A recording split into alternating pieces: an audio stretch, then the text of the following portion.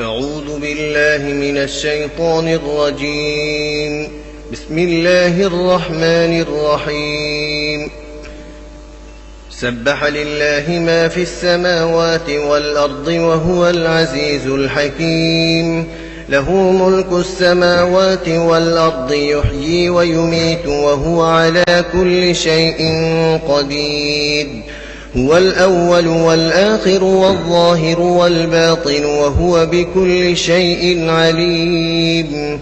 هو الذي خلق السماوات والأرض في 6 أيام ثم استوى على العرش يعلم ما يلج في الأرض وما يخرج منها وما ينزل من السماء وما يعرج فيها وهو معكم أينما كنتم. বন্দনগরী চট্টগ্রামের প্রাচীনতম আন্দরকিল্লা শাহী জামে মসজিদ মার্কেটের দ্বিতীয় তলায় অবস্থিত আইসিবি প্রোডাকশনস ইসলামিক ক্যাসেট বিতানে আপনাকে স্বাগতম। আমাদের প্রকাশনায় রয়েছে সহস্রাধিক ক্যাসেট, সিডি, ভিসিডি তথা মাল্টিমিডিয়া প্রোডাকশনস, ওয়াজ মাহফিল, তেলাওয়াত, ইসলামী সঙ্গীত, হামদ, নাত, ডকুমেন্টারি ফিল্ম, নাটক, কৌতুক সহ বিভিন্ন ইসলামী মাল্টিমিডিয়া প্রোডাকশন সমূহ পাইকারি ও খুচরা বিক্রয় করা হয়। আইসিবি প্রোডাকশন ইসলামিক ক্যাসেট বিতান 49 শাহী জামে মসজিদ মার্কেট, দ্বিতীয় তলা, আন্দরকিল্লা, চট্টগ্রাম। আসসালামু আলাইকুম ওয়া রাহমাতুল্লাহি ওয়া বারাকাতুহু। ওয়া আলাইকুম আসসালাম ওয়া রাহমাতুল্লাহি ওয়া বারাকাতুহু। আলহামদুলিল্লাহ নাহমাদুহু ওয়া নাস্তাঈনুহু ওয়া নাস্তাগফিরুহু ওয়া নু'মিনু বিহি ওয়া নাতাওয়াক্কালু আলাইহি ونعوذ بالله من شرور أنفسنا ومن سيئات أعمالنا. من يهده الله فلا مضل له ومن يضلله فلا هادي له. ونشهد أن لا إله إلا الله وحده لا شريك له. ونشهد أن سيدنا وسندنا وحبيبنا وطبيبنا ومحبوبنا ومرشدنا ومولانا محمدا عبده ورسوله أرسله بالحق بشيرا ونذيرا وداعيا إلى الله بإذنه وسراجا منيرا. أما بعد فأعوذ بالله من الشيطان الرجيم. بسم الله الرحمن الرحيم. يا أيها الذين آمنوا اصبروا وصابروا ورابطوا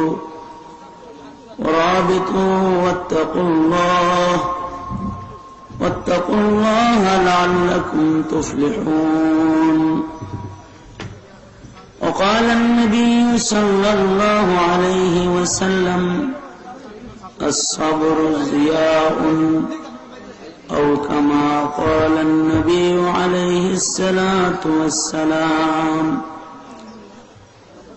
اللهم صل على محمد وعلى آل محمد كما صليت على إبراهيم وعلى آل إبراهيم إنك حميد مجيد.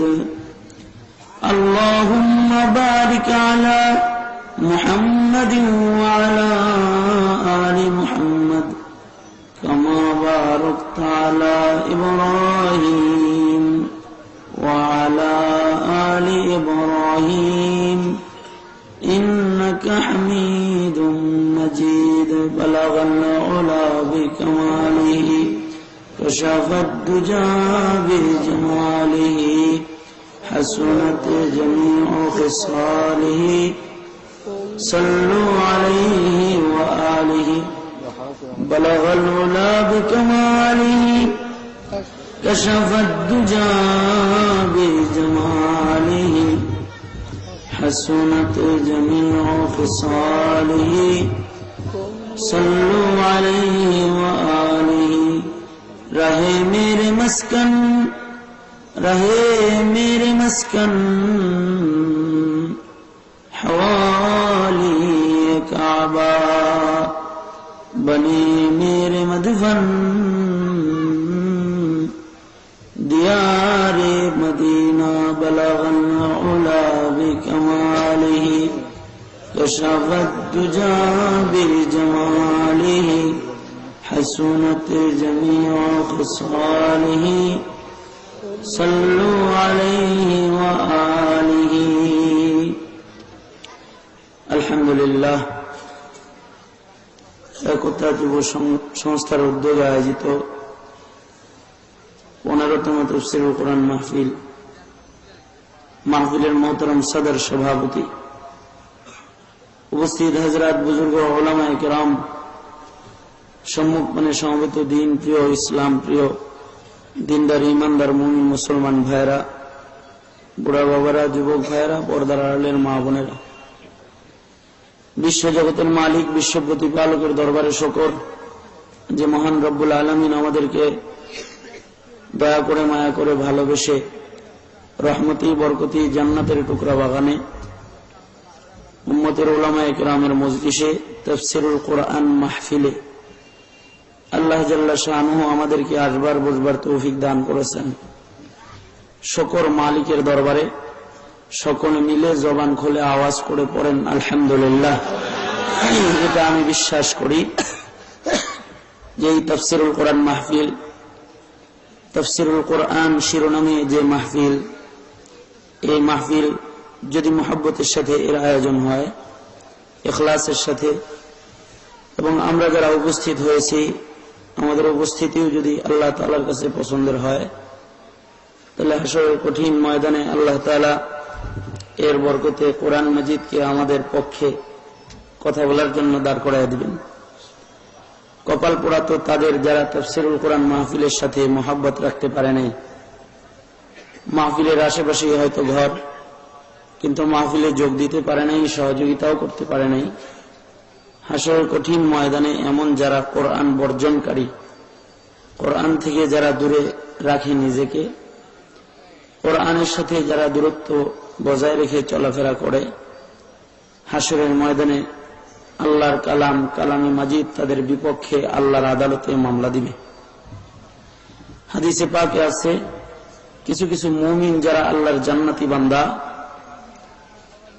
তার মানে তারাও পড়েছে কালেমা শাহাদাত, তারাও মুসলমান, তারাও কালেমাওয়ালা, কিন্তু হায়াতে কোরআন মাজিদের সাথে তাদের দূরত্ব ছিল।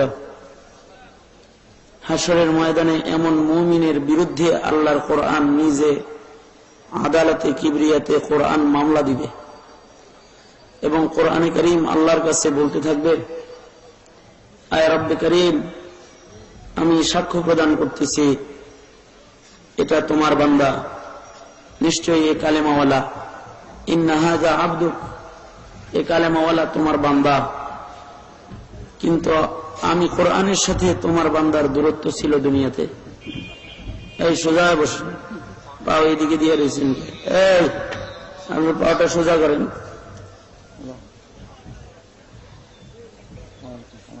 সে বলবে, কোরআন বলবে যে আল্লাহ, আমি কোরআনের সাথে তার দুনিয়াতে দূরত্ব ছিল, এ কারণে আমি কোরআন তার ব্যাপারে তোমার কাছে মামলা দিলাম। সে আমাকে বর্জন করে, আমাকে এড়াইয়া, আমাকে ছেড়ে ছেড়ে নিজের জিন্দেগি বসর করেছে। আমার সাথে তার হায়াতের সম্পৃক্ততা ছিল না। ইত্তাখাযানি মাহজুরা, সে দুনিয়াতে আমাকে বর্জন করেছে, আমাকে তরক করেছে, এ কারণে আমি তোমার কাছে তার বিরুদ্ধে নালিশ দিলাম। কোরআন বলবে, ও রব্বে কারীম, ফাকজি বাইনি ওয়া বাইনা আবদাক, ফাকজি বাইনি ওয়া বাইনাহু, আয় আল্লাহ, আপনি, আমি কোরআন আর আপনার বান্দার মাঝখানে আগে বিচার করেন, তারপরে তাকে জান্নাতে দেন, এর আগে তার জান্নাতের রাস্তা আমি ছাড়ব না। খুশনসিব তো আমাদের যারা শীতের মধ্যেও তাফসীরের মাহফিলের সদস্য হতে পেরেছি, অথবা তাফসীর মাহফিলকে স্বাগত জানাতে পেরেছি, অথবা একতা যুব সংস্থার উদ্যোগে আয়োজিত মাহফিলকে নুসরত করতে পেরেছি। আল্লাহর কাছে দোয়া করি, যদি এই নুসরত, এই উপস্থিতি, এই মাহফিল, এই আয়োজন কবুল হয়, আল্লাহর নবী বলেছেন, আল কোরআন হুজ্জাতুল লাকা ওয়া আলাইক, কোরআন পক্ষে অথবা বিপক্ষে কথা বলবে আল্লাহর দরবারে। হইতে পারে এর বরকতে আল্লাহর কালাম আল্লাহর দরবারে আমাদের পক্ষে শাফাআত করবে। আল্লাহ তাআলা এই মাহফিলটা আমাদের শাফাআতের জন্য কবুল মঞ্জুর করুক। সকলে আওয়াজ করে বলেন আমিন। আরো জোরে জবান খুলে আওয়াজ করে বলেন আমিন। প্রত্যেকেরই কিছু বিষয়বস্তু নির্ধারণ করা হয়েছে। ইন্তেজামিয়া কমিটির পক্ষ থেকে আমাকে জানানো হয়েছে সবর ও ইবাদত সম্পর্কে হুজুর আপনি আলোচনা করবেন। সেক্ষেত্রে আল্লাহর কালামের জবরদস্ত এক জায়গা থেকে আপনাদের সামনে সূরা আলে ইমরানের শেষ আয়াত, নবী পাকের হাদিসের অংশ বিশেষ আপনাদের সামনে তেলাওয়াত করছি। ওইগুলোকে সামনে করে কিছু কথা আপনাদের সামনে বলতে থাকা। দোয়া করি আল্লাহ তাআলা এমন কিছু কথা বলার তৌফিক দান করেন যা আমার হায়াতে আমার আমলের জরিয়া হয় এবং আপনাদের হায়াতে আপনাদের জান্নাতের পথে চলার সহযোগী হয়। মানব জীবনে দুনিয়ার মাটির উপরে বান্দা যে চলাফেরা করে, আবদিয়া তার গোলামি নষ্ট করার জন্য দুইটা শক্তি বান্দার গোলামির জিন্দেগিকে বরবাদ করে দেয়। বান্দার আবদিয়াতের গুণ দুইটা জিনিস নষ্ট করে দেয়। একটা হলো বেসবর, শকরের অভাব, সবরের অভাব। আর একটা হলো শাহওয়াতের কারণে, কাম চাহিদার কারণে, মনের মজা, মনের চাহিদার কারণে মানুষের আল্লাহর গোলামের যে গুণ, এই গুণগুলো নষ্ট করে আল্লাহর গোলামের খাতার থেকে তারা দূরে সরে আসে। আমাদের আকাবির বুজুর্গরা বলেছেন যে বান্দা তার জীবনের সিংহভাগ গুনাহ করে দুই কারণে। একটা হলো শাহওয়াতের কারণে করে, আর একটা হলো রাগ গুসার কারণে করে, সবরের অভাবের কারণে করে। যার জীবনে সবরের অভাব আছে, সবর নাই, গুসা বেশি, তার জীবনে গুনাহ বেশি। যার জীবনে শাহওয়াতের নিয়ন্ত্রণ নাই, কাম চাহিদার নিয়ন্ত্রণ নাই, তার জীবনে গুনাহ বেশি। আর যাদের জীবনে সবর আর তাহাম্মুল বেশি তালাশ করে পাওয়া যায়, তাদের জিন্দেগি গোলামি দিয়ে সজ্জিত বেশি পাওয়া যায়। যাদের জীবনে শাহওয়াতের নিয়ন্ত্রণ পাওয়া যায়, তাদের জীবন আল্লাহ তাআলার গোলামিতে কাটানোর ব্যাপারে বেশি প্রস্তুত পাওয়া যায়। আর যারা এই দুইটার পিছে পড়ে যায়, তাদের হায়াত বরবাদ হয়ে যায়। এ কারণে আল্লাহর কোরআনে মুমিনদেরকে ঈমান হেফাজতের জন্য এবং ঈমানের পথে চলার জন্য যে সকল আদেশগুলো প্রদান করেছেন, তার মধ্যে আল্লাহ তাআলার একটা জবরদস্ত আদেশ হলো, ও মুমিন, তুমি সবরের জিন্দেগিকে গ্রহণ করো, ধৈর্যের জিন্দেগি গ্রহণ করো। কারণ যার ধৈর্য বেশি তার মর্যাদা বেশি, যার ধৈর্য কম তার মর্যাদা কম। যার ধৈর্য নাই তার সম্মান নাই, তার মর্যাদা নাই, তার অপমান আছে, তার লাঞ্ছনা আছে, তার উপরে আল্লাহ তাআলার অভিশাপ আছে। যেমন ইবলিস, তার গলায় লানতের তখ্ত গেল এবং সে অভিশপ্ত হইল সবরের অভাবের কারণে, বেসবরের কারণে। আল্লাহ তাআলার নির্দেশ সবর হারিয়ে সে অমান্য করল, লানতের তখ্ত তার গলায় চলে গেল। অপরদিকে যার সবর বেশি, আদমের সবর বেশি, নূহের সবর বেশি, দুনিয়ার সকল পয়গম্বরের সবর বেশি, এজন্য পয়গম্বরদের মর্যাদা বেশি। পৃথিবীর সকল পয়গম্বরের মধ্যে সরকারে দো আলম নবী মুহাম্মদুর রাসূলুল্লাহ সাল্লাল্লাহু আলাইহি ওয়াসাল্লাম আওয়াজ করে জবান খুলে পড়েন সাল্লাল্লাহু আলাইহি ওয়াসাল্লাম। আপনার আমার নবীর সবর আর তাহাম্মুল সবচেয়ে বেশি। এ কারণে এই কথাগণকে পিছনে সবর আর তাহাম্মুল তার জীবনে বেশি। এ কারণে সরকারে দো আলমের মর্যাদা বেশি। রাগ হইছেন? রাগ হয়ে লাভ নেই। কালামে মাজিদ থেকে যখন কোনো আলোচনা করা হয় অন্য কথা বন্ধ করে এটা শোনা উচিত। আর আমি কথা বলতেছি, আমার কানে যদি কারোর কথার আওয়াজ আসে এটা তো আদবের খেলাফ, এই জন্য থামাই নিলাম একটু, রাগ হওয়ার কিছু নেই। হাত তোলেন, সোজা করেন। অনেক লম্বা আলোচনা শুনছেন তো ক্লান্তি আসছে, হাত তোলেন, সোজা করেন, আঙুল এরকম মেলে দেন, নাড়াচাড়া দেন তো,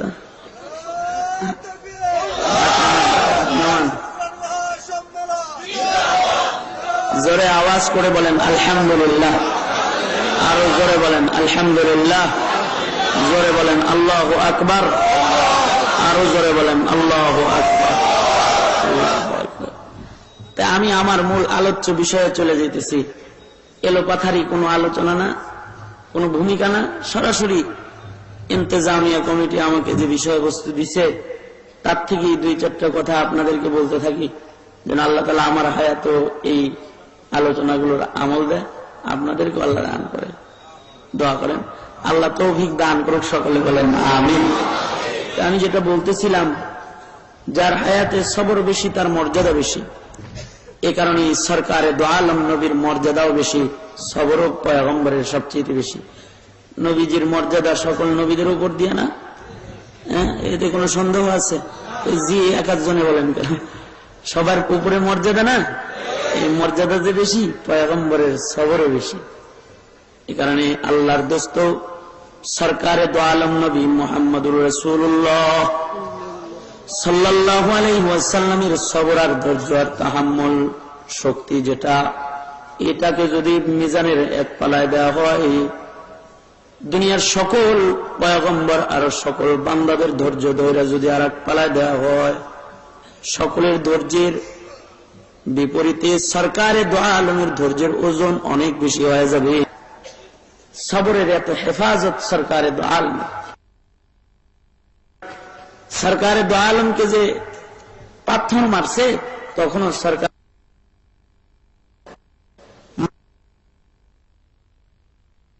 এমন একটা আলোর নাম, এই আলোটা যদি কারোর মধ্যে এসে যায়, যে মুমিনের মধ্যে সবরের আলোর দ্বারা কবরে আলো পাবে, সবর পার হবে, সবরের আলোর দ্বারা মালিকের জান্নাত পর্যন্ত পৌঁছে, জান্নাতে আলোর ভিতরে বান্দা আল্লাহর কাছে চলে যাবে। জান্নাতের ভিতরে অন্ধকার নাই, জান্নাতটা আলোকিত জায়গা, দুনিয়া অন্ধকার আছে, জান্নাত পুরাটাই আলো আর আলো। এই আলোর যার সবর বেশি তার জান্নাতের রাস্তা প্রশস্ত বেশি, খবর বেশি, এজন্য মর্যাদা বেশি। উম্মতের কেউ তো সরকারে দো আল্লামা জায়েদ সরকারে দো আলমের সবর পরীক্ষা করে ধরে টানাটানি করছে, তখনও পয়গম্বর সবর হারায় নেই, সবর প্রকাশ করেছে। নির্ধারিত সময়ে খেজুর ফেরত দিবেন ওয়াদা দিচ্ছেন, সময় আসার আগেই জায়েদ আইসা পয়গম্বরের কলার ধরছে মানুষের সামনে, ধরে কয় মোহাম্মদ তোমরা আব্দুল মুত্তালিব তোমাকে চিনি, তোমাকে নেওয়া জানো দেওয়া জানো না, তোমরা আল্লাহ নবীকে কয় দেওয়া জানো না, কত বড় খবিস। রাসূলকে বলতেছে দেওয়া জানো না, তিনি সবচেয়ে বেশি দেওয়া জানে। নবী পাককে কলার ধরে বলতেছে দেওয়া জানো না, তখন যে কাফের খাবাসত গালেব, এই জন্য বলতেছে। আর কোন কোন কিতাবে আসে দেওয়া জানে না বলতেছে, এটা সবর পরীক্ষার জন্য বলতেছে। দেখি কিন্তু নবীজির কলার ধরছে জনগণের সামনে, পয়গম্বর তখন মদিনাতুল মুনাওয়ারার প্রেসিডেন্ট, ইশারা দিলে তামা বানায় ফেলাই দিব ওইখানে। আমাদের কোন নেতার কলার ধরতে পারবেন যে? কিন্তু সরকারে দো আলমের কলার ধরেছে, আর সরকারে দো আলম তখনও মুস্কি হাসতেছে। হযরত আবু বকর উমর পাশে দাঁড়ানো আছে। হযরত উমর তো গরম মানুষ, অত সবর না, একটু গরম। তরবারি খাপ থেকে বের করে বলতেছে, কে হে আগন্তুক, উসওয়ায়ে রাসূল আকরাম কিতাবে তাহাম্মুলের বর্ণনায় লিখছে পয়গম্বরের ধৈর্য। হযরত ওমর তরবারি বাইর করে বলতেছে, কে আগন্তুক, তোকে চিনি না, তবে তুমি সরকারে দো আলমের কলার ধরেছ। আমি ওমরের তোমার গর্দান নামায় ফেলার জন্য যদি পয়গম্বরের ইজাজত নেওয়ার জরুরত না হইতো, একটা দিয়ে গর্দান ফেলায় দিতাম একেবারে। তরবারি উঠায় আমি পয়গম্বর তো এতক্ষণ হাসতেছিলেন, কিন্তু পয়গম্বর এখন গুসায় লাল হয়ে গেছেন। আল্লাহর নবী বলতেছে, ওমর এত বেসবর কেন, এত বেসবর কেন? গায়ের গরমিটা আমার সামনে আমার মেহমানকে দেখাইতে পারো না। আমার কলার ধরেছে, তোমার কলার ধরে নাই। আমার সামনে আসা আগন্তুক মেহমান আমার পানা, আমার কাছে পয়সা পায়, তার কলার তুমি ধরতে পারো না। হযরত ওমর তখন নিচু হয়ে গেছেন। পয়গম্বর বলতেছে, ওমর আমার কাছে এসে কিছু খেজুর পায়, টাকা নিয়েছিলাম ধার, যেহেতু তুমি তার কলার ধরেছো এই জন্য তোমার উপরে জরিমানা। যাও আমার কাছে যে খেজুর গুলা পায়, তোমার গোডাউন খুইলা খেজুর গুলা দিয়ে দাও। সাহাবী তো এটা নবী পাকের অনুকরণ বেশি। নবীজি বলছেন গোডাউন খুলে খেজুর দিয়ে দাও, তোমার সাথে সাথে আগন্তুকের হাত ধরে বলতেছে, চলো ভাই খেজুর নিয়ে যাও, চলো। পয়গম্বরের নির্দেশ, খেজুর দেওয়ার জন্য নিজের গোডাউনের দিকে রওনা দিয়েছে। আল্লাহর নবী পেছন থেকে দেখি বলতেছে, ওমর যা পায় খালি তা দিলে চলবে না, আরো 2 মণ বাড়ায় দিবা। কিল্লেকে 2 মণ বাড়ায় দিবা জানি? তরবারি যে দেখাইছিল এটার কাফারা। যা পায় তা তো দিবা দিবা, আবার তুমি 2 মণ বাড়ায় তাকে দিয়ে দিবা। হযরত ওমর নিজের বাড়িতে যায় গোডাউন খুইলা খেজুর মাইপা আগন্তুক আল্লামা জায়েদের হাতে দিয়ে দেয়, নিয়ে যান। আল্লামা জায়েদ বলতেছে, ওমর পয়গম্বরে খেজুর দিতে বলল, তুমি দিয়ে দিলা, নামটা পর্যন্ত আমার তুমি জিজ্ঞাসা করলা না। আপনার নাম জিজ্ঞাসার তো দরকার নাই, নবীর হুকুম পালন করতেছি, ইবাদত। পয়গম্বরের নির্দেশ পালন করতেছি, এটা আমার ইবাদত। নিয়ে যান, খেজুর নিয়ে যান। তবে কি নাম বলেন? আল্লামা জায়েদ বলতেছে, আমার নাম হলো জায়েদ, আমি ইহুদিদের বড় আলেম সেই জায়েদ। হযরত ওমর বলে, ইহুদিদের বড় আলেম জায়েদ হইয়া, তাওরাতের হাফেজ হইয়া সরকারে দো আলম আপনি কেমনে ধরলেন? আপনি কি তাওরাতের মধ্যে পয়গম্বরের ধৈর্যের আলোচনা পড়েন নাই? পয়গম্বরের গুণ কি আপনি পড়েন নাই? পয়গম্বর কেমন হবে আখিরি পয়গম্বর, তাকে তাওরাতে আপনি দেখেন নাই? কেমনে আপনি কলার ধরলেন? আল্লামা জায়েদ বলে, ওমর তাওরাতটা বুঝাই, সরকারে দো আলমের যে প্রশংসা গুলা জীবন ভর আমি পড়েছি, তার ভিতরে পয়গম্বরের ধৈর্য, পয়গম্বরের ধৈর্যের গুণও আমি পড়াশোনা করেছি। পয়গম্বরের সবকিছু পরীক্ষা হয়ে গেছে, কিন্তু ধৈর্যটা পরীক্ষা করা বাদ ছিল। তাই তাওরাতের ওই আলোচনা আর পয়গম্বরের দুইটা মিলানোর জন্য জনগণের সামনে সরকার দো আলমের কলারটা আমি ধরছিলাম। দেখলাম মানুষের সামনে কলার ধরলে সেই বেজ্জতির কারণে বেসবর হয় কিনা। ওমর কলার ধরে দেখলাম পয়গম্বরের ধৈর্য আসলে দুনিয়ার শ্রেষ্ঠ ধৈর্য। এক মুহূর্ত আর দেরি নাই, ওমর তুমি সাক্ষী থাকো, আমি সরকারের দরবারে যাওয়ার আগে কালেমা পড়তেছি, নবীর দরবারে মুসলমান হয়ে দেখা করব। সাথে সাথে কালেমা পড়ে মুসলমান। পয়গম্বরের ধৈর্য আর তাহাম্মুল, যার ধৈর্য বেশি তার মর্যাদা। এ কারণে মানব জীবনে ধৈর্যের বড় জরুরত। আমাদের তো বুড়ারও ধৈর্য নাই, জোয়ানেরও ধৈর্য নাই, স্বামীর ধৈর্য নাই, স্ত্রীর ধৈর্য নাই, কারোর ধৈর্য নাই, সবাই ধৈর্য হারা।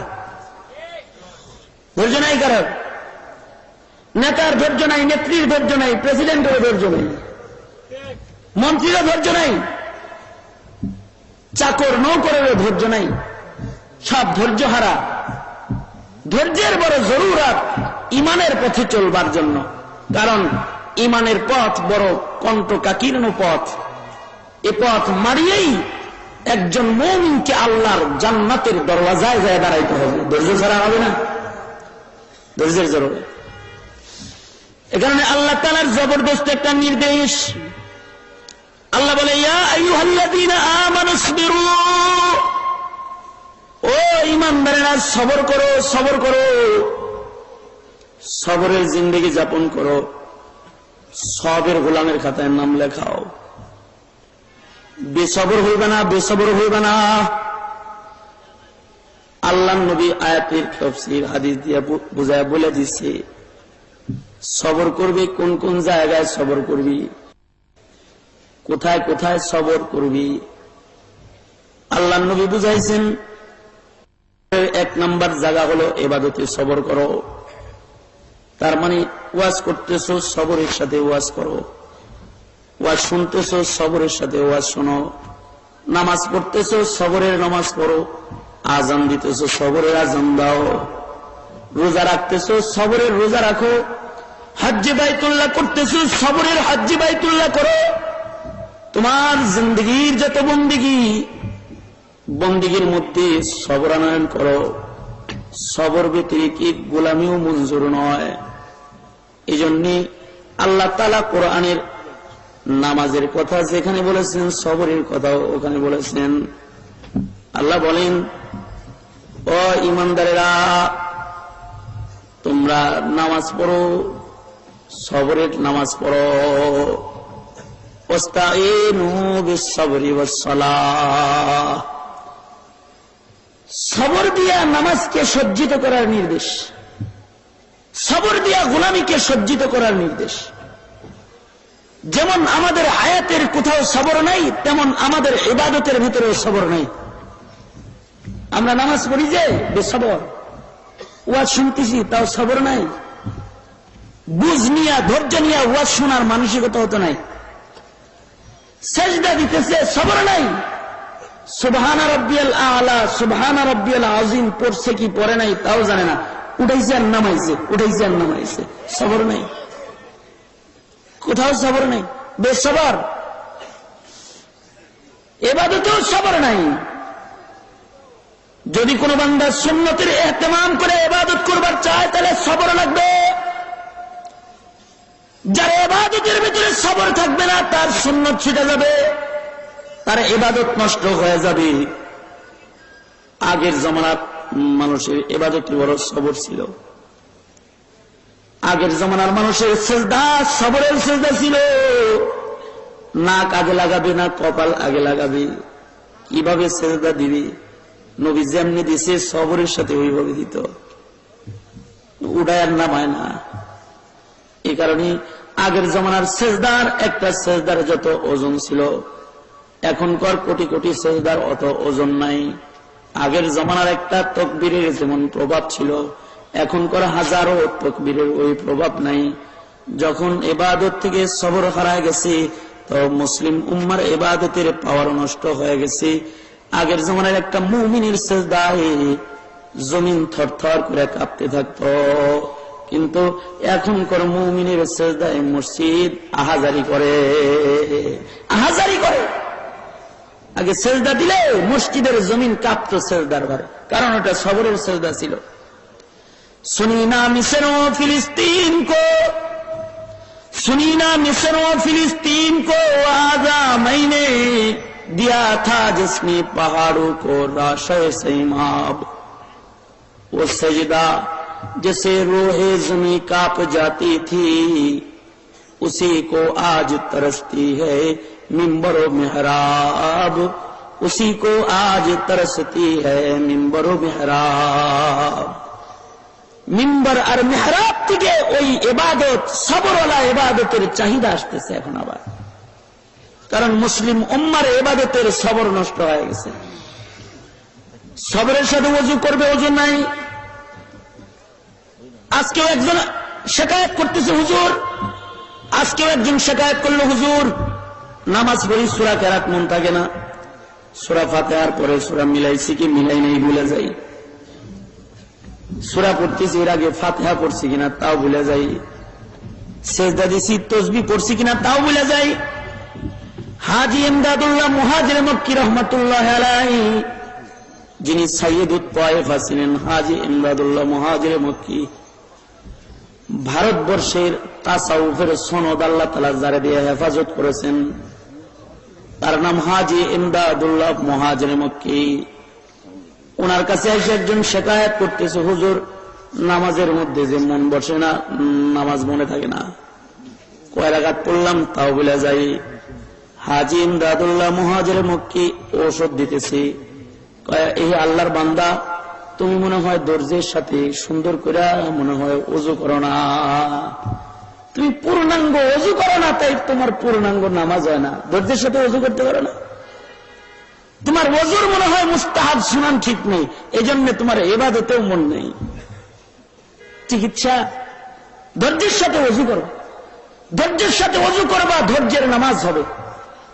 এ কারণে সরকারে দো আলম হাত পাইতা কান্দা কান্দা আল্লাহর কাছে বলতেন, এ আল্লাহ, আমি আপনার কাছে পূর্ণাঙ্গ ওযু চাই, আল্লাহ আপনার কাছে আমি পূর্ণাঙ্গ ওযু চাই, যে ওযুটা পূর্ণাঙ্গ ওযু, যে ওযুটা আদম করেছে, যে ওযুটা সকল পয়গম্বর করেছে, পূর্ণাঙ্গ ওযু, ওই ওযুটা ধৈর্যের সাথে আমি আপনার কাছে চাই। ও মালিক, আপনি আমাকে ধৈর্যের ওযু দান করেন, পূর্ণাঙ্গ ওযু দান করেন, আপনি আমাকে পূর্ণাঙ্গ নামাজ দান করেন। তার মানে ধৈর্যের নামাজ ও মালিক আপনি, আমি পয়গম্বরের দান করেন। আল্লাহর নবী ওযুর ধৈর্য তলব করেছেন, নামাজের ধৈর্য আল্লাহ তাআলার কাছে তলব করেছেন। আমাদের আছে? আমাদের তো নাই।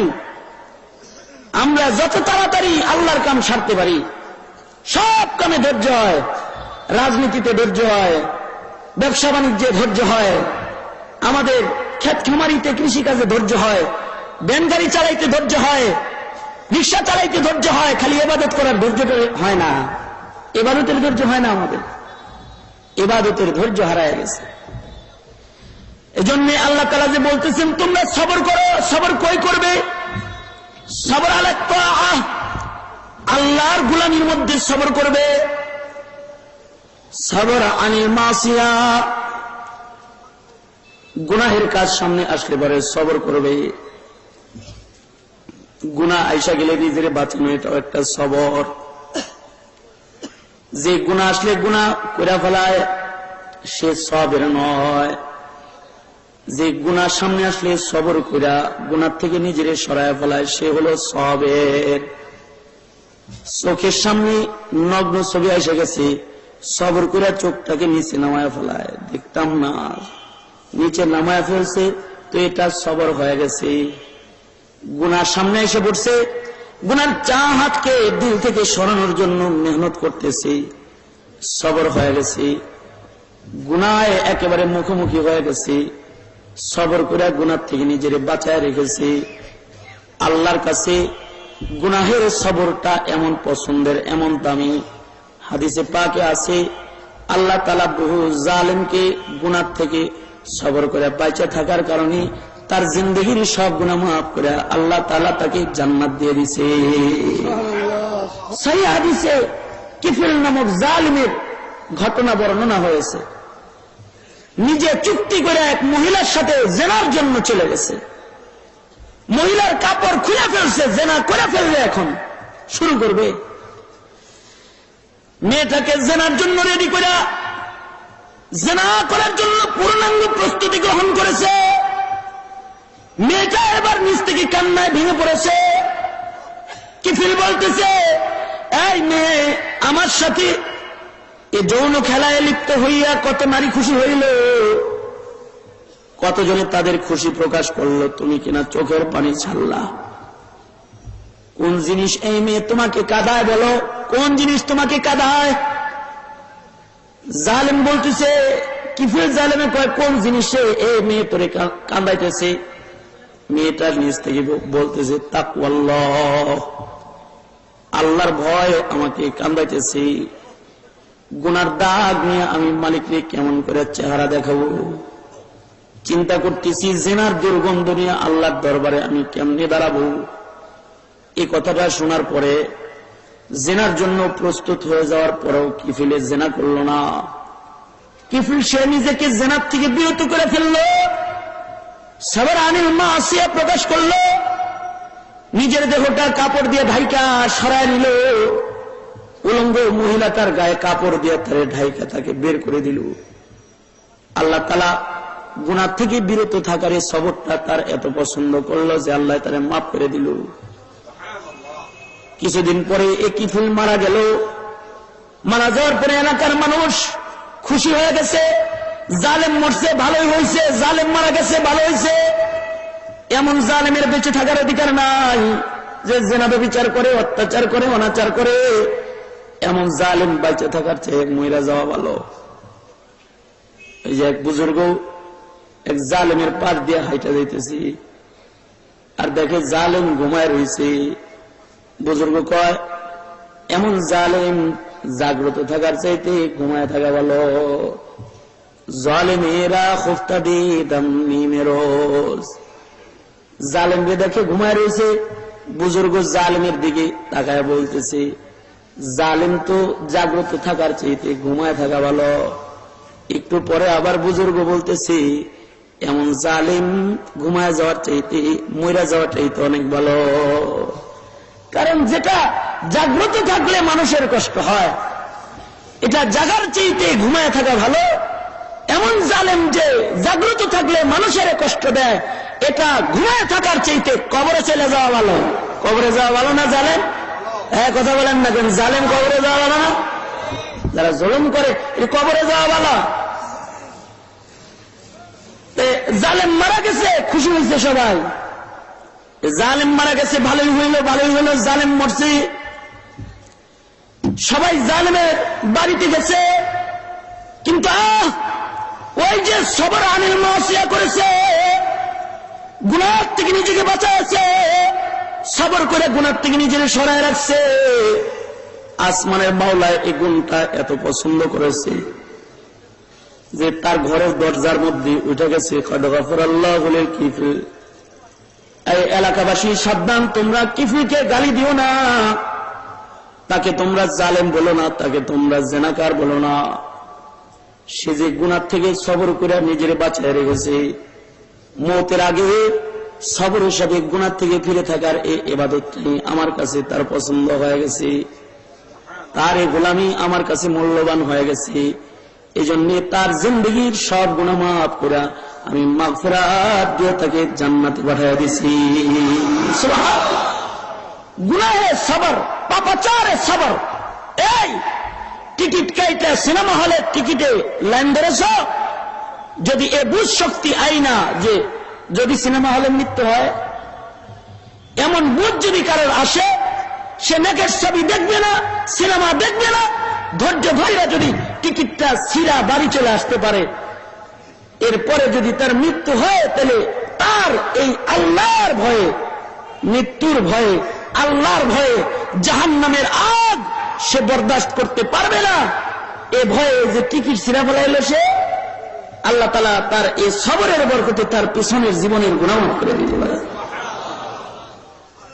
ডাউনলোড দিয়ে তো মোবাইলে অনেক ছবি লইছ, এগুলো দেখা বয়া বয়া সবরের ওয়াজ শুনে গেল। আজকে যদি কেউ আজম করতে পারো জিন্দেগিতে কোনদিন আর এই নগ্ন জিনিস দেখবো না, মেমোরি কার্ডটা ফালাইয়া দিলাম, যদি ফালাইয়া দিবার পারো, আর তোমার আজকের তওবা যদি এ যুবক কবুল হয়, তাহলে এর উসিলায় তুমি মাগফিরাত পাইতে পারো, মাগফিরাত পাইতে পারো। ঠিক কিনা? যারা আওয়াজ দিয়ে বলেন মাগফিরাত পাইতে পারো। কারণ পাপাচার গুনাহ খাতা এত বাড়তেছে, ঘরে ঘরে মোবাইলে মোবাইলে তো গুনাহ চলে গেছে।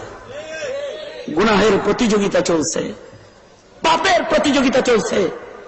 গুনাহে জারিয়ার কেন্দ্র খোলা হয়েছে বাজারে, ডাউনলোড দিয়ে দেয় ব্লুফিল্ম।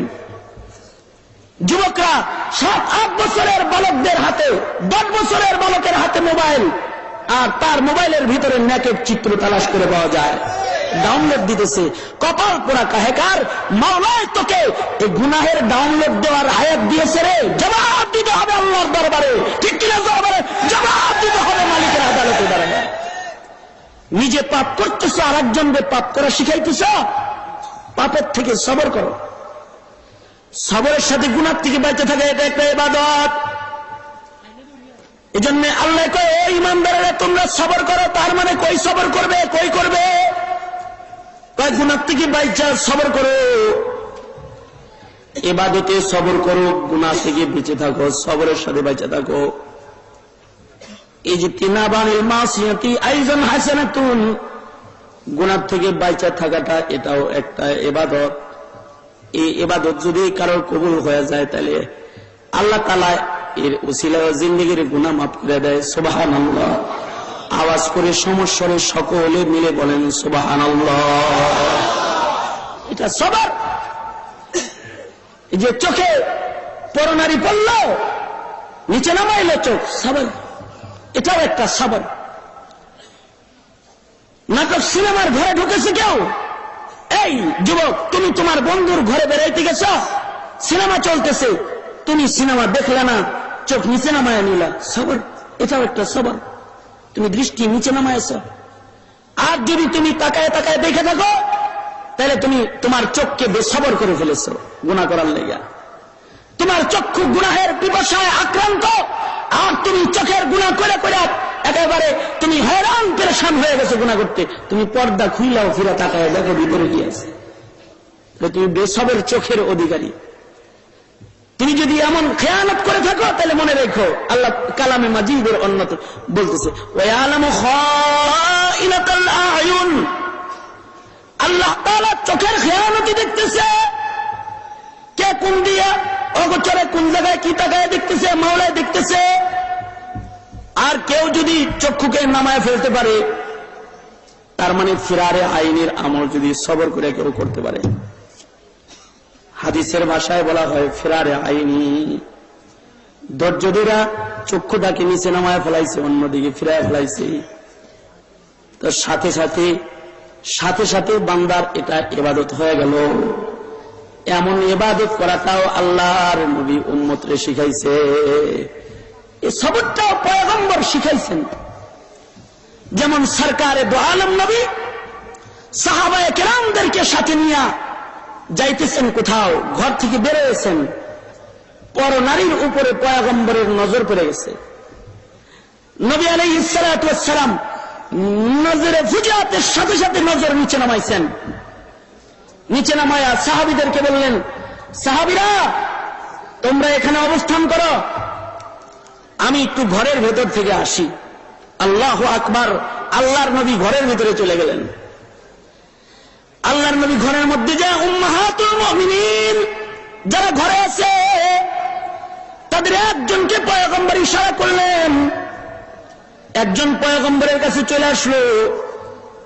পয়গম্বর হাজত পুরা করলেন।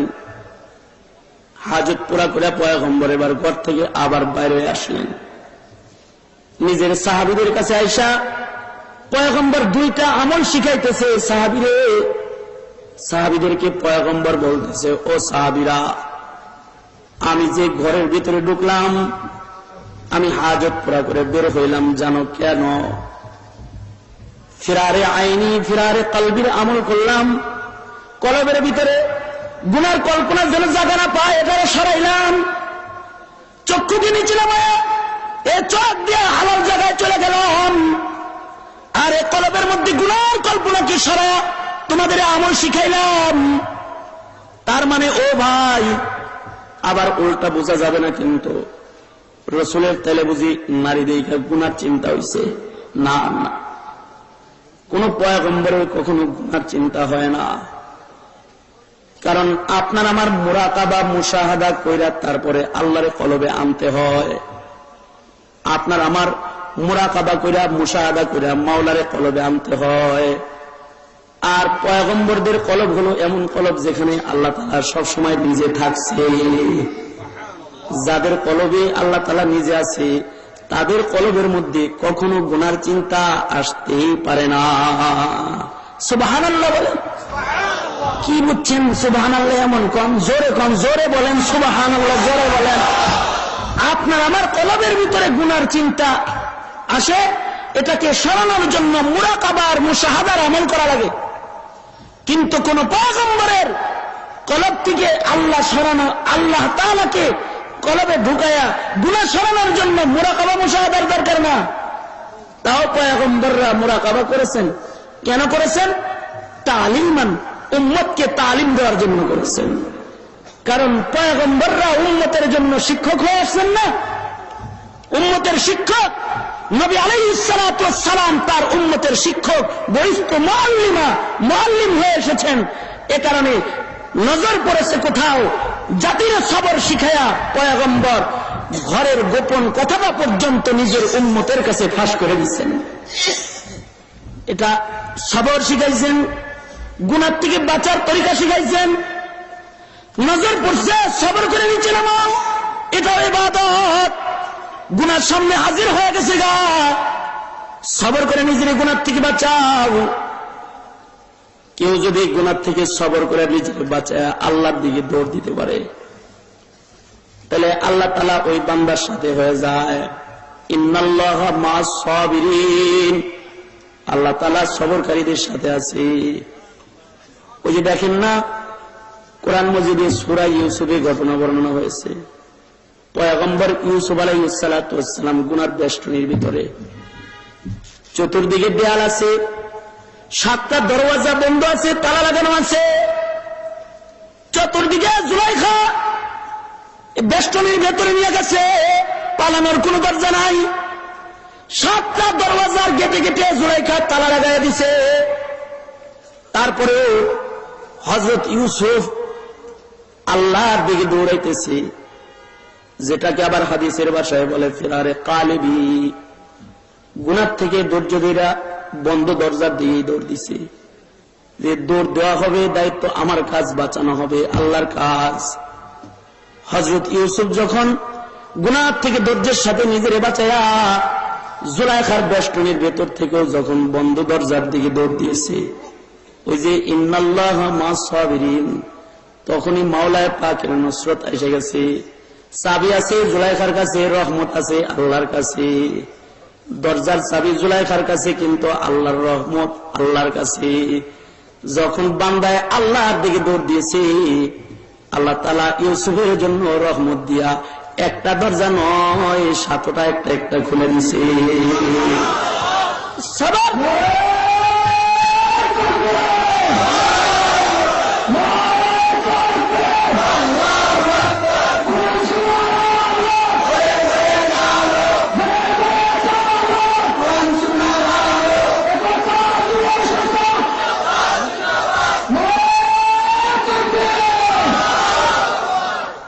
তাহলে আল্লাহ তাআলার একটা নির্দেশ আমাদের উপরে, আল্লাহর নির্দেশ যে সবর করো। কই কই সবর হবে? 1 নম্বর ইবাদতে সবর করো।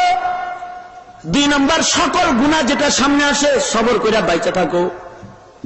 আপনার আমার সামনে অনেক গুনাহ আছে, ঘরে গুনাহ, বাইরে গুনাহ, বাজারে গুনাহ, চতুর্দিকে গুনাহ খাতা, ঠিক কিনা জোরে বলেন?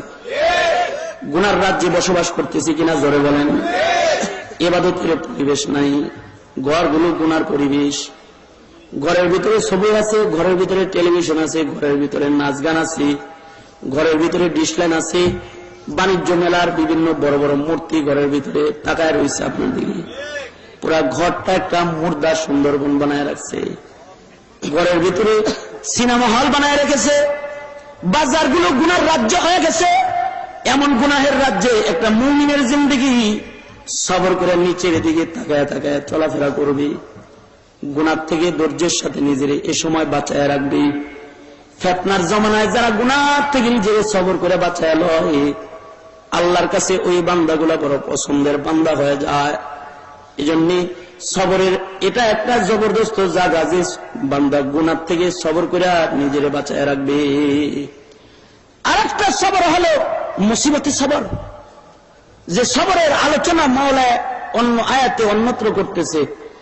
ওয়ালানাবলুওয়ান্নাকুম বিশাইইন মিনাল খাউফি ওয়াল জুই ওয়া নাকসিম মিনাল আমওয়ালি ওয়াল আনফুসি ওয়াস সামারাত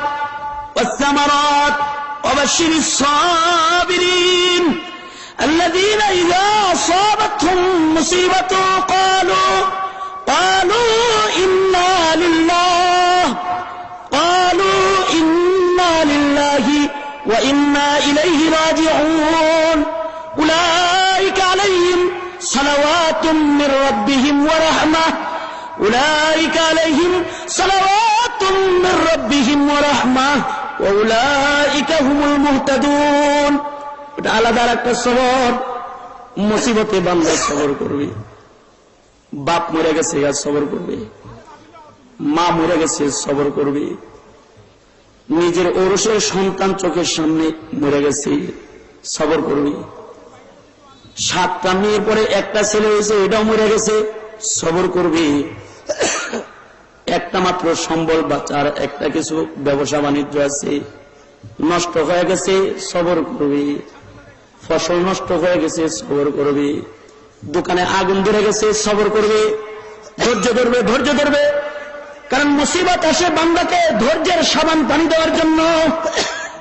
মুমিনের কাছে এ বাবা বড়দের কথা নকল করে করে বলতেছি আর তুমি যাইবা ইহুদির বাড়িতে ইহুদির সন্তানরা ইহুদিকে জিজ্ঞাসা করতেছে মরার আগে আব্বা কি খাইতে মনে চায় ইহুদি বলেছে বড় মাছ খাইতে মনে চায় ভাজা মাছ খাইতে মনে চায় ইহুদির সন্তানরা জাল নিয়ে পুকুরে মাছ ধরতে নামছে আমি আহকামুল হাকিমিনী তো জানি যে পুকুরের মধ্যে বড় ভালো কোনো মাছ নাই তাই তোমার দায়িত্ব দিলাম তুমি নদীর থেকে বড় সড়ো একটা মাছ ধরে নিয়ে পুকুরের ভিতরে ছেড়ে দিবা ইহুদির সন্তানরা মাছ ধরে নিয়ে বাজি করে যেন তার বাবারে খাওয়াই দিতে পারে 2 ফেরেশতা চলে গেল একই এলাকায় 2 ফেরেশতা গেছে একজনে যায় পেয়ালা ভাঙিয়া লাইছে আর একজনে যায় মাছ ছেড়ে দিছে একজনে পেয়ালা ভাঙছে আর একজনে মাছ ছেড়ে দিছে ফেরেশতা তো আল্লাহর নির্দেশ অমান্য করার শক্তি নাই দুজনে যায় আবার আল্লাহর কাছে বলে আল্লাহ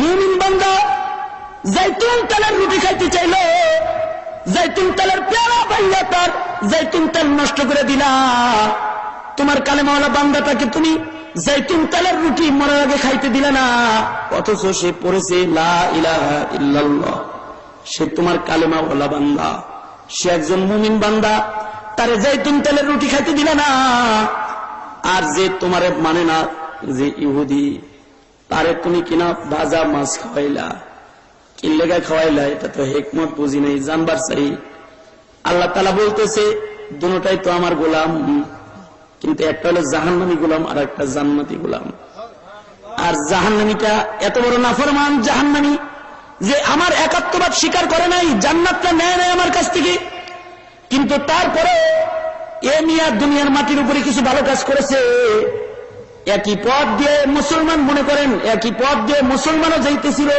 মুমিনও যাইতেছিল এই ইহুদিও যাইতেছিল অন্ধ একজন মানুষ সামনে পাইছে ইহুদিও একটা টাকা দিয়েছে মুসলমানও একটা টাকা দিয়েছে সেও তো দান করেছে কিন্তু তার তো কালেমা নাই তার ঈমান নাই আল্লাহ তাআলা ফেরেশতাদেরকে বলতেছে সে ঈমানদার নয় কিন্তু তার জীবনে সে কিছু ভালো কাজ করেছে আমি আমার ঈমানদার বান্দাদেরকে ভালো কাজের বদলায় যখন জান্নাতুল ফিরদাউস খুলে খুলে জান্নাত দিতে থাকবো ওই সময় ও যেন আমার কাছে এটা না বলে যে আমলটার কারণে তারে জান্নাত দিলা আমিও তো এমন একটা ভালো কাজ দুনিয়ায় করেছিলাম আমি কি জান্নাতটা পাই না কয় এর লেগা ওর ভালো কাজের বদলাটা দুনিয়ায় ওর মনের আশা পুরা কইরা দুনিয়ায় ভালো কাজের বদলা দুনিয়ায় ওরে দিয়ে দিলাম হাসরের ময়দানের জন্য ওর জবানে তালা লাগাইয়া দিলাম হাসরের ময়দানের জন্য আমার কাছেও কিছু দরখাস্ত করতে না পারে আর পক্ষান্তরে আমার মুমিন বান্দার জীবনে কালেমা বলা হওয়ার পরেও তার জীবনে নিজের অজান্তে শয়তানের ওয়াসওয়াসায় শয়তানের ধোঁকায় নফসের তাড়নায় তার জীবনে বেখেয়ালি কিছু গুনাহ না পাক তার গায়ে লেগে গেছে গা আমি আমার বান্দারা জীবনের মহব্বত করি আমার প্যারা বান্দা গুনার কাদা লইয়া গুনার ময়লা লইয়া আমার কাছে কবরে আইবে এটা আমি চাই না এর লেগে দুনিয়ায় তাকে আমি একটু কষ্ট দিলাম তার মনের আশাটা পুরা না করে দুনিয়ায় কষ্ট নামক একটা সাবান পানি দিয়া তার ওই দুনিয়ার গুনাহ কাদাগুলা ধুইয়া দিলাম হাসরের কঠিন ময়দানের জন্য তারে পাক বানাইয়া দিলাম তারে পাক বানায় কবরে আনলাম হাসরের ময়দানে সে যখন আমার দরবারে দাঁড়াবে তো পবিত্র বান্দা হয়ে সে আমি মালিকের দরবারে আমার দরবারে দাঁড়ায় যাবে সুবহানাল্লাহ জোরে বলেন আওয়াজ করে জোরে বলেন সুবহানাল্লাহ মুসিবতে সবর, ধৈর্য, ধৈর্য মুসিবতে। এজন্য দেখবেন মুমিনের উপরে মুসিবত আসে, দাড়ি রাখলে জঙ্গির মুসিবত আসে, টুপি মাথায় দিলে তালেবানের মুসিবত আসে, পাঞ্জাবি গায়ে দিলে পরে উগ্রবাদী বলে গালি দেয়, সন্ত্রাসী বলে গালি দেয়, বোমাবাজ বলে গালি দেয়, এগুলো মুসিবত। তাই বলে এই মুসিবত, মুসিবতে পড়া আল্লাহ তাআলাকে ছেড়ে দেওয়া যাবে না। মুসিবতে পড়া আল্লাহ তাআলাকে পাওয়ার উদ্দেশ্যে মুসিবত নিয়েই সামনে আগায় যেতে হবে। যদি আগায় যাওয়া যায় তাহলে আল্লাহ তাআলা মুসিবত যাদার পাশে এসে দাঁড়ায় যায়, আল্লাহ দাঁড়ায় যাবে। যেমন আল্লাহ বদরের মুসিবতে সাহাবীদের কিনারে দাঁড়ায় আছে, যেমন আল্লাহ তাআলা খন্দকে সাহাবায়ে কেরামের পাশে দাঁড়ায় আছে, যেমন আল্লাহ তাআলা যুগ যুগ ধরে মুসিবত যাদাদের পিছনে আল্লাহ তাআলার মদদ হাজির হয়ে গেছে। আমরাও যদি কখনো মুসিবতে পড়ে যাই আর আমাদের মুসিবতে আমরা যদি সবের বান্দার খাতায় নামটা লেখায় লই, তাইলে আমাদের পাশেও আসমানের মালিকের মদদ হাজির হয়ে যাবে। ঠিক কিনা জোরে আওয়াজ দিয়ে বলেন, আরো জোরে ঠিক কিনা জোরে আওয়াজ দিয়ে বলেন, ঠিক কিনা জোরে বলেন। মুসিবতে সবর করা, ধৈর্য ধারণ করা, সকল প্রকারের সবর, এগুলো হলো সবর। এই সবরের মাধ্যমে যা ওইগুলো ইবাদত। এমন সবরগুলা করলে বান্দার জিন্দেগিতে যে কাজগুলা হবে ও কাজগুলাই আসলে ইবাদত। ইবাদতে সবর করলে ইবাদত হয়ে যাবে। গুনাহ থেকে সবরে ফিরে থাকলে গুনাহ ফিরে থাকা ইবাদত হয়ে যাবে। মুসিবতে সবর করলে মুসিবতে শ্বাস প্রশ্বাস নেওয়াটা ইবাদত হয়ে যাবে। মুসিবতে পড়া ফাঁকাকে যদি গোপন করে ফেলায় তাহলে আল্লাহ পছন্দ করে ফেলায়। অনেকের আর্থিক মুসিবত এসে যায়, ঘরে চাল নাই, ডাল নাই, কাজ নাই, কাম নাই, তখন আল্লাহর গাছ দিব যে আমিও রিক্সা নিয়ে বয়ে দেই, আমার রিক্সায় প্যাসেঞ্জার ওঠে না, ওঠে আল্লাহ দেয় না। এরকম আল্লাহর মদদ পড়বে। হাদিসে পাকে ঘটনা আছে, খানার অভাব সাহাবী বেসবর হয় নাই। সাহাবী যায় মসজিদে দাঁড়ায় দাঁড়ায় সবরের নামাজ পড়তেছে। সুবহানাল্লাহ করেন জোরে, আওয়াজ করে জোরে চিল্লায় বলেন সুবহানাল্লাহ। আমি তো আজকেই বলবো, আপনারা জোরে বলেন সুবহানাল্লাহ, আরো জোরে বলেন সুবহানাল্লাহ। সাহাবীরা নামাজে দাঁড়ায় এভাবে কান্ত, ঘরে মুসিবত কিন্তু সবরের নামাজ পড়তেছি। অভাবটা যায় জায়গায় জায়গায় বিলায় দেয় না, হায় হায় হায় হায় মুসিবতে আছি, এরকম করে না। নিজের অভাবের কথা সকলের কাছে যায় বলে না, সবর করে অভাব গোপন করে ফেলায় দিছে। তেমন বান্দাকে আল্লাহ পছন্দ করে ফেলাইছে। ঘরের মধ্যে চাক্কি ঘুরতেছে আর কুদরতি আটা নিচের থেকে বাইরে হইতেছে, চাক্কি ঘুরতেছে আর আটা বাইরে হইতেছে, রহমত এসে পড়ছে। মুসিবতে সবর করলে as-sabru fil musiba, মুসিবতের মধ্যে সবর করা, এটা একটা বড় সবর। এমন সবরের বান্দাকে আল্লাহ তাআলা বড় পছন্দ করে, এমন সবর। আর যারা এমন সবরকারী হয় দুনিয়াতেও আল্লাহ তাদের সাথে থাকে, কবরেও সাথে, হাসরেও থাকে। এমন একজন সাবের বান্দার একটা ওয়াকিয়া, ছোট্ট ঘটনা ইতিহাসের পাতার থেকে আপনাদেরকে বলি। as-safhat min sabril ulama কিতাবের মধ্যে শেখ আব্দুল ফাত্তাহ আবু হুদ্দা রাহমাতুল্লাহ আলাইহি মুখতাসার করে আনছেন। কাজী আবু বকর রাহমাতুল্লাহ আলাইহি নামে এক বিশিষ্ট তাবী আর বড় বুজুর্গ ছিলেন, যিনি বড় এক আলেম ছিলেন। মক্কায় তখন দুর্ভিক্ষ চলছে। মক্কার বাজারে উনি ঘোরাফেরা করতেছেন, মক্কার বাজারে ঘুরেন। মক্কায় দুর্ভিক্ষ চলছে, মক্কা নগরীতে দুর্ভিক্ষ, খাবার নাই, দাবার নাই, ঘরে চাল নাই, ডাল নাই, মুসিবত সবার। কাজী আবু বকর রহমতুল্লাহ আলাইহি ক্ষুধার্ত অবস্থায় মক্কার বাজারে ঘুরতেছেন।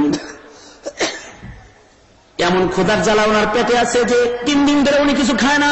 3 দিনের না খাওয়া, 3 দিনের অনাহারি আবু বকর মক্কার বাজারে ঘোরাফেরা করতেছে। হঠাৎ করে চলতি পথে দেখি সুন্দর একটা রেশমি কাপড়ের একটা থলে চোখের সামনে পড়ে গেছে। থলেটা টান দিয়ে উঠায়া চাদরের নিচে নিয়ে নিছে। পরা জিনিস মাইরা খাওয়ার লেগে না, এই নিয়তে নিছে। দুর্ভিক্ষ চলছে, এমন সময় যদি যে কেউ এটা দেখে ফেলায় তাহলে পরের সম্পদ খায়া ফেলায় দিব। এটাকে যোগ্য মালিকের হাতে পৌঁছায় দিতে হবে, এটা যার। এই নিয়তে পরা থলেটা কাজী আবু বকর নিজের চাদরের নিচে নিয়ে নিছে। চাদরের নিচে থলেটা নিয়ে বাড়ি চলে গেছে। থলেটা খুলে দেখে থলেটার মধ্যে কোটি টাকার একটা দামি হার আছে, কোটি টাকার দামি হার, যে হারের মধ্যে হীরের খণ্ড লাগানো আছে, যে হারের মধ্যে দামি দামি পাথর লাগানো আছে, কোটি টাকার দামি হার দুর্ভিক্ষের আমলে পাইছে। আমরা যদি দুর্ভিক্ষের আমলে এমন কিছু রাস্তায় পড়া পাই, তাহলে আমরা কোন যে আলাদিনের চেরা খাইছি, খায়ালাই ধনী হয়ে গেছি রাতারাতি। কিন্তু উনি রেশমি কাপড়ের থলে পায় এটারে হজম করে না, এটা উলট পালট করে দেখতেছি, দেখে এটারে আবার থলের ভিতরে ঢুকে সিন্ধুকের ভিতরে রাইখা, হেফাজতে রাইখা মক্কার বাজার দিয়ে ঘুরতেছে আর তালাশ করতেছে। দেখিনি কেউ এটা তালাশ করেনি, যদি কেউ তালাশ করে তাহলে তার হাতে ফিরিয়ে দিব। প্রচন্ড ক্ষুধার জ্বালা পেটে আছে, তারপরেও হারাম খায় না, সবর করতেছি। প্রাপ্য মালিক তালাশ করতেছে যারে এটা দিয়ে দিবে।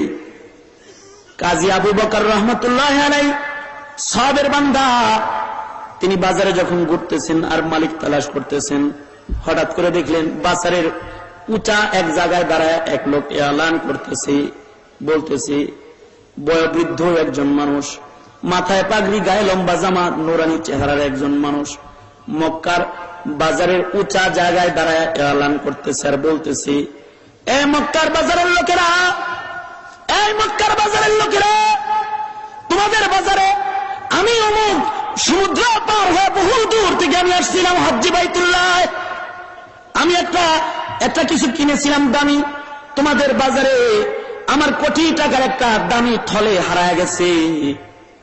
তোমরা যদি কেউ আমার থলেটা পেয়ে থাকো, তাহলে মেহেরবানি করে তোমরা আমার থলেটা আমারে ফিরায় দাও, কারণ ওই থলেটা পুরাটা তোমার জন্য হারাম, ওটা আমার মাল, আমার মাল তোর লেগে হারাম, তুই এটা খাইতে পারবি না যে পেয়েছস।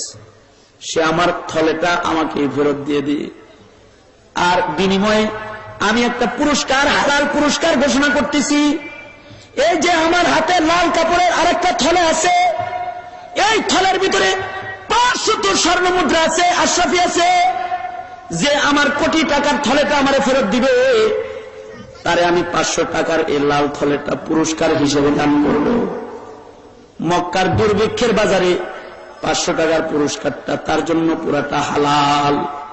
কেউ যদি পেয়ে থাকো তাহলে আমারটা ফিরিয়ে দাও, তোমার হালাল জিনিস তুমি নিয়ে নাও। কাজী আবু বকর এই ঘোষণাটা শুনলেন, শুনে আর দেরি করলেন না, লোকটার হাতটা যে ধরলেন, ধরে হাঁটা আরম্ভ করলেন। লোকটারা বুঝতে বাকি রইল না যে এই লোকটা মনে হয় আমার হারিয়ে যাওয়া সম্পদ পেয়ে গেছে। কাজী আবু বকরের বাড়ি চলে গেল।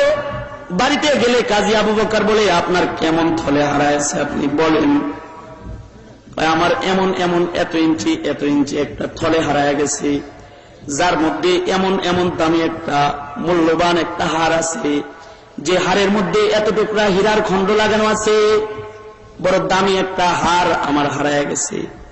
এটা যদি তুমি পেয়ে থাকো তাইলে ওইটা তুমি আমাকে দিয়ে দাও। কাজী আবু বকর রহমতুল্লাহ আলাইহি তার মুখের কথার প্রমাণ মিলে গেছে গা। লোকটাকে থলেটা দিয়ে দিলাম, জি আপনার কথা বাস্তব, আপনার থলেটাই আমি পেয়েছি, এই যে নেন, আপনার থলে আপনি নিয়ে যান, আপনার থলেটা আপনাকে দিয়ে দিলাম। আলহামদুলিল্লাহ বলেন, আস্তে কোন আলহামদুলিল্লাহ, গুনাহ হইতে পারে, জোরে আওয়াজ দিয়ে জোরে বলেন আলহামদুলিল্লাহ। আজকের মাহফিলের প্রধান মেহমান আমার ভাই, বড় ভাই হযরতুল আল্লাম হযরত মাওলানা জুবায়ের আহমদ আনসারী দামাত বরকাতুহুল আলিয়া উপস্থিত হয়ে গেছেন। এখনই তিনি আলোচনা করবেন। আমি আমার আলোচনা এখানেই শেষ করে দিতেছি। যদি কখনো সুযোগ হয়, মৌকা হয়, আবার কথা হবে। তবে আমি যেটা বলতে চাই সেটা হলো এই, হার কাজে সবর, গুনাহের কাজে সবরের সাথে গুনাহ থেকে বেঁচে থাকা, এটাও একটা ইবাদত। মুসিবতে সবর করা, এটাও একটা ইবাদত। ইবাদতের ভিতরে সবর করা, এটাও একটা ইবাদত। এমন সবর দিয়া যদি আমরা আমাদের জিন্দেগির ইবাদতকে যদি সজ্জিত করতে পারি, তবে সাবের বান্দার খাতায় নাম লেখাইলে আসমানের মালিক আল্লাহ তাআলা আমাদের সাথে হইবেন, দুনিয়াতেও মালিক আমাদের সাথে থাকবেন, কবরেও মালিক আমাদের সাথে থাকবেন, হাসরের ময়দানে মালিকের সাথে মালিকের জান্নাতে থাকা যাবে। আল্লাহ জাল্লা শানুহু আমাদের সকলকে সবরের জিন্দেগি দান করেন, আমিন সুম্মা আমিন। ওয়া আখিরু দাওয়ানা আলহামদুলিল্লাহি রাব্বিল আলামিন। আসসালামু আলাইকুম ওয়া রাহমাতুল্লাহি ওয়া বারাকাতুহু।